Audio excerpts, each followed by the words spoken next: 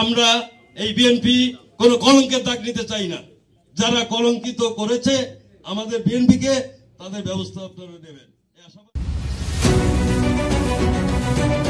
বাংলাদেশ জাতীয়তাবাদী দল বিএনপির খুলনা জেলার সিনিয়র নেতৃবৃন্দদের উপস্থিতিতে দাকুব উপজেলায় কর্মী সভা অনুষ্ঠিত হয়েছে। সভায় বক্তব্য প্রদানকালে যা বলেছেন শাকিল আহমেদ দিলু, দাকুব উপজেলা চালনা পৌরসভার সাবেক আহ্বায়ক। ওই নির্বাচনে খায়রুল মোল্লা সহ এখানে অনেক নেতৃবৃন্দ আছে, সজল ভাই ছিল, আমাদের তৈবুর রহমান সাহেব ছিল, সবাই উপস্থিত ছিল।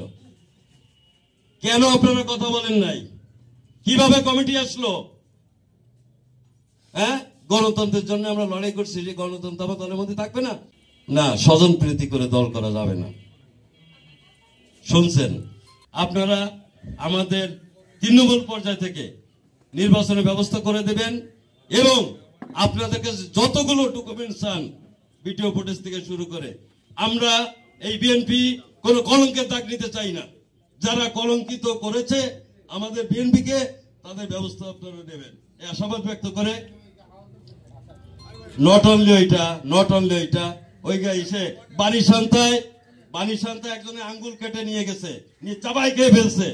আমি গেছি হসপিটালে, ডাক্তার বলছি দিলু ভাই কোথায় বসবাস করছি? একজন কৃষক দলের সভাপতি, তার 3টে দাঁত পড়ে গেছে, মামলা হয় না। কেন মামলা হয় না? এটাও কি তদন্ত করে অনুমোদন নিয়ে আসতে হবে? আপনাদের ওখানে হামলা হয়েছে, আজকে দাবায় বেরোচ্ছে আওয়ামী লীগ। দাকুব থানায় সকল জায়গায় দেখেন আওয়ামী লীগের পদচারণা। কারা করছে এটা? কারা জায়গা দিচ্ছে? তদন্ত করে এগুলো আপনারা বের করেন। ধন্যবাদ। আপনাদের সময় ঘটাবো না, সবাই ক্ষুধার্ত। বিদায় নিচ্ছি। আল্লাহ হাফেজ। বাংলাদেশ জিন্দাবাদ।